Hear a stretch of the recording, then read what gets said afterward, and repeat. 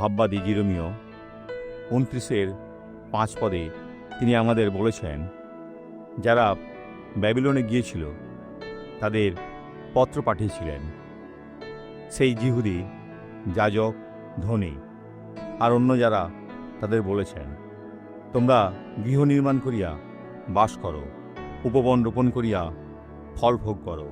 কেন? কারণ তারা সেখানে 70 বছর থাকবে, সেটা কমবে না, আর সেটা হয়নি। তিনি আগেই যা বলেছেন সেটা ঈশ্বর যা বলেছিলেন, যে সত্যকে মুচড়ে দেয় তাকে শুনবেন না, কারণ সত্যকে মুচড়ানো যায় না, সেটা সর্বদাই সত্য। আসুন প্রার্থনা শুনি। পিতা, তোমার বাধ্য হতে চাই, কারণ আপনি শুধু সত্যই বলবেন, আর যখন মান্য করবেন আপনি ধন্য হবেন। আপনার জীবন থেকে সমস্ত মন্দকে বাহির করি, বলি, মন্দ যিশুর নামে ছেড়ে দাও। আমেন।